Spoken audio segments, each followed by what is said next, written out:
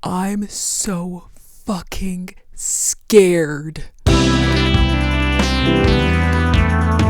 nights ago, I scurried on over to my local movie theater, my local AMC with my MC Stubbs membership, right? I scurried on over there. I made a mistake in going to the theater and I saw Obsession. If you've not heard of this movie, I'm gonna give you a really quick synopsis. I'm gonna read off my laptop here. After breaking the mysterious one-wish willow to win his crush's heart, a hopeless romantic finds himself getting exactly what he asked for, but soon discovers that some desires come at a dark, sinister price. Woo! Sounds scary, right? It was. I feel like based on the trailers, I was like, oh, this is probably just gonna be like a regular freaking like Blumhouse, A24, whatever. Everyone was talking about how good it was. It like kind of intrigued me, but like it wasn't at the top of my list for the movies I wanted to go see. But one of my friends saw it and said it was really, really good, and my other friend saw it and said it was really interesting, and then people kept talking about it, and I saw the 4.2 on Letterboxd, and I was like, you got a lot of people to rate you at least 4 stars on Letterboxd. Given all that, I was like, I need to go see this. So I did, and I was scared. I was really scared. Like, I saw another review and he said like he was waiting for the movie to be over, and I was like, that was low-key me. Like, it was a really, really good movie, don't get me wrong. I highly recommend it. We'll get into it.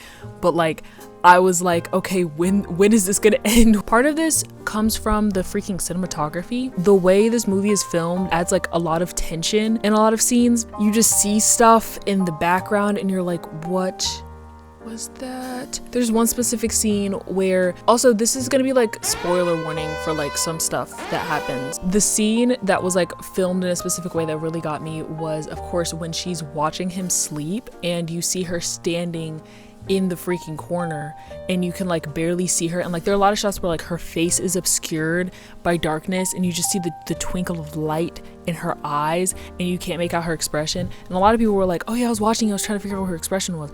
Bro, I was too scared to be like, I didn't want to figure out what was on her face, bro. I think there's one scene where he walks into the house and he's like calling for her, and you look around and you notice, oh, she's right behind you.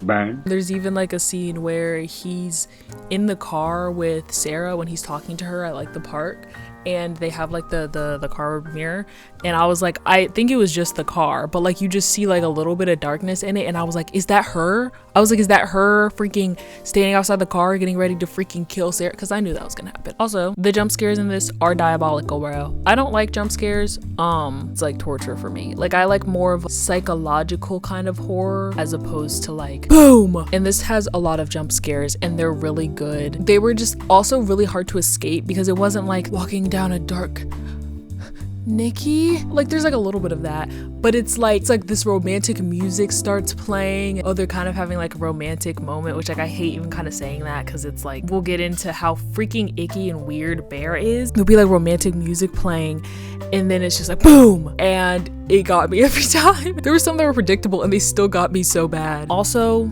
regarding the scares, the way that Nikki moves, that was some genius. There were like 2 different kind of ways that it looked like they kind of did it. One was that they'd have like footage of her walking and then it looks like they reversed it, so it just looks really uncanny and weird. It's just like very uncanny valley because it's like how someone would walk, but it's like reversed. It's like it's a little off. Wow, me describing scary stuff when it's a little off. And then there are also parts where she's moving like a stop motion character, which I love stop motion, but I don't like when real people move like stop motion character in the dark. That's just not for me, bro. If I'm in the dark and someone moves like a stop motion character, I'm just the whole movie, I was just like, I'm so fucking scared. Now I just want to talk about all the freaking crazy shit that happens, and we can just, if you've seen the movie, you've probably seen the movie if you're watching this, then we can just both be like, what the fuck? One, starting off light, I guess. Bear, bro, you're weird. The fact that after that first night when she starts acting weird, because after he makes the wish and stuff like that, in the morning when they get up and she made him breakfast, which is kind of funny, like his expression where he looks horrified because she made him breakfast or whatever. But when he goes into the kitchen and there's like a memorial to his dead cat's laying on the ground, there are flies buzzing around it, and he's like, she was probably just on drugs last night. If you dig up my dead cat while you're on drugs, I shiver to think what you do sober. I shiver. Like, he should have known right then and there that there was something very wrong. Going back to the scene where she was watching him sleep, that got me so bad because I don't like the concept of people watching me sleep. The whole scene, I was like waiting for her to run at the camera, and like again, like with the movements, then she like does run off screen, and then she comes back with the flowers. Oh, I'm not hungry. Oh, I'm not hungry. I'm not. Also, her cooking the cat and putting it in his lunch. Why would you do that? Like, even if you're a demon, why would you? Besides like the jump scares and the like scary visuals, I feel like there's a lot of horror in Nikki's perspective and what's not actually shown and just what's kind of implied. I'm pretty sure that the director, Curry Barker, I might insert a clip here. There was a Simpsons episode where he has a monkey paw and he's making wishes and stuff. It hit me right then and there on the couch that that obsession idea that I had would be perfect if it was a Wish movie. Which, if you don't know about like the Monkey Paw story, it's actually like Monkey Paw Productions, Jordan Peele's production company, is like related to the Monkey Paw story. That's how I found out about it. But it's like based upon, not to spoil anything, not actually seeing the horror at the end of the film, at the end of the story. It's just like implied based on all the horrible stuff that had happened when you wished upon this monkey paw, like how twisted it ended up being. Spoilers for this, like however old, really old short story, but like they wish it away. That's like their last wish. They never actually see the result of that wish, but you can only imagine it. So it's like your brain can conjure up what's the scariest image, which I think is always so fun and really effective. But you kind of get a similar thing with Nikki's perspective, where you get kind of glimpses of what her reality was through all of this, where like you have like the phone call and you hear her screaming, or like the moments where she snaps and stuff like that, or like her being like, just kill me, like all these different things. So it's like you can only imagine what horror she was going through during all of that, which is just really unsettling. Yeah, and just kind of highlights how freaking horrible of a person Bear is for when he, you know, finally realizes this, making it about himself. And I feel like it kind of ties into some of like the larger themes in the movie, because like I thought it was really interesting, and I saw someone comment about it like literally this morning, which I was really happy to see. Someone talking about the excerpt from her book. I think they have the quote on IMDb. I'm not gonna read the whole thing, but it like basically is about like this like incestuous relationship between Hansel and Gretel, basically, and like her, I think like kind of like lack of autonomy in it and stuff. I feel like it connects to what Nikki said about Bear being like a little brother to her, because it's like he basically perverted the relationship that they have for his own gain and for what he wanted, and like completely twisted it. So it's like from her perspective, it's like he's like completely perverted their relationship and twisted it to be something that she never wanted, which is messed up. Probably should have just asked her out or something, and if she said no, just move on. So moving further into this, I also want to talk about, like, I've seen so many freaking clickbait thumbnails, which I haven't clicked on because they're pissing me off, where it's like, is Bear the villain? Who's the true villain of this movie? Is he a bad person? Yes, he's a bad person. I feel like, okay, I'll give benefit of the doubt. At the start of the movie, he seems like pretty chill and pretty nice. And like when everything first happens, it's like, of course, when he wishes on the branch, like I don't think he actually thinks it's gonna come true, right? Part of the way through the movie, I think he's just trying to fool himself into thinking that she actually was interested in him the whole time, and it's just a coincidence. But it also is kind of weird that like, okay, she's clearly going through something. So kind of like what Ian said, like, bro, it looks like you're trying to take advantage of the situation, which is weird. You're weird. Since he continues on after it's very clear that it's because of the wish that he made on the branch that she is in a relationship with him, I feel like after that he should have tried to take it back, but he doesn't.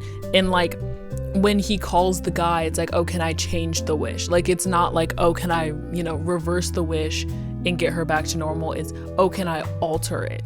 Like, bro, I feel like that just kind of proves that if, you know, he actually knew that it was going to work, you know, not like all the horrible, you know, like murder and stuff like that ends up happening, but like if he knew that she would have been in a relationship with him, if he just like worded it differently, even though she wouldn't have had any control over herself, I feel like he still would have, because he continuously tries to make this work and pretend that like it's actually, this can actually result in like a long-term relationship or something like that. Like even in the final scene where he tries to throw up the pills after literally his friend getting her face bashed in by her, after she shot his freaking, I guess, like best friend, after all of that stuff happened, he's still like, well, I don't want to die. Maybe I can figure it out a way. Maybe I can figure out a way to work. And it's just, he's such a coward. It makes the gift of like the tiger's eye that she gives him so ironic, because it's like, he's not courageous at all. Like he looks at it before and then he can't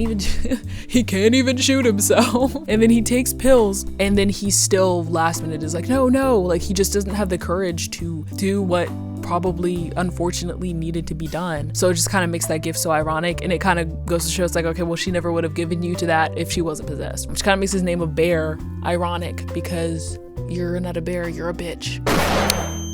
Oh, got him. It was also just kind of annoying, like him telling her like, just be normal, when it's like literally the only reason why she's not acting normal is because of you, because of your freaking actions, bro. How are you gonna tell her just be normal, she's possessed, you possessed her with a demon? What do you mean be normal? If she was normal, she wouldn't want you. Also, this is not even on my script. I need to say this really quickly. This is my opinion, this is my interpretation, yada yada yada. But everyone being like, oh, Nikki might have been interested in him, like we'll never know. I don't think she was. The fact that she called him like her little brother, the fact that like she was, you know, getting with Ian. I saw someone else make a really good point of like, when she said like, oh, when I have a crush on a guy nobody knows, that was probably referring to Ian. Him being like, oh, I have something for you. And she's like, what? And like, I don't think that she was really interested in him. And honestly, good reason, because her being like, just kill me, and him being like, is it really that bad being with me? Yes. You know what? Yes, it is. It's just so selfish and self-absorbed. I don't know. He was pissing me off a little bit. But I do feel like, kind of getting into the performances a little bit, I like how he was played as such like a soft boy, kind of like, oh, like, what was me, nice guy? Because then it's like his cowardice and like how bad what he's doing, it feels more ambiguous, because he's not like, whatever, I don't even care about what she thinks and stuff, because he's like, oh, like, you know, is Nikki happy? What does she want? Does she actually love me? Like all that type of stuff. But it's like, it's framed as him caring about her, but at the end of the day, it's still self-serving. So it's like, that's kind of the paradox I feel like with nice guys, where it's like, oh, I'm just nice, I just want to be there for my girl or whatever, and yada yada yada. But it's like, you're only doing these things not because you actually care about her, but because you want something from her, or you want to seem like you care about her so you can get something from her. So I feel like that performance wise was really good. Also, of course, Indy Navarrete, I hope I pronounced that right, her performance, she did such an amazing job. I feel like everyone said it a million times at this point, but I just want to, you know, say it again because it's true. I hope she gets nominated for something. I think horror movies are getting more nominated at the Oscars. Not that the Oscars really mean anything. I feel like it'd be cool if she got a nomination, but I feel like she really sells the situation, and like a lot of her expressions, I feel like it could have felt comical, which like some people were laughing at certain points. I wasn't laughing, bro. I was dead serious. I was like, this isn't funny, guys. I feel like they could have felt too over the top, but like I feel like she toes the line very well between that, like it being funny or it being horror, which I feel like is so interesting with the fact that Trey Barker, you know, was like a comedy YouTuber. I hadn't watched it and I hadn't seen any of his videos and stuff like that before the movie or anything, but like a lot of comedians becoming horror directors and stuff like that is like obviously very common now with Zach Kreger, Jordan Peele. It's both rely on timing and absurdity and, you know, like subverting expectations, and I feel like that really shines, you know, well in this movie. Anyway, there's a lot to say about this movie. I've probably barely even scratched the surface, but I would just say it's really, really good. If you like horror movies, you should definitely go watch it. If you don't, I don't know if I'd recommend it because you'd probably get really scared and shit yourself, but also I'd kind of recommend it because it's also still really good. And yeah, I gave it 4.5 out of 5 on Letterboxd. If you want to see any other reviews I have, like Star Wise, you can go follow me on Letterboxd. But yeah, I hope you guys all enjoyed. I'll probably be reviewing The Backroom soon. I'm definitely going to make a video on I Love Boosters. I don't know if it's going to be a shorter one like this, or I kind of want to do like a long video essay and go rewatch it in theaters and everything, because that genuinely is probably my favorite, going to be my favorite movie of the year. I don't see anything else coming out this year that I like more. Honestly, it might be one of my favorite movies of all time if it sits for a while, so I really want to do that one justice because it was so amazing. Oh my god. Anyways, I hope you all enjoyed, and this is Fisher signing off. So we are scared, and we will see you next time. Goodbye.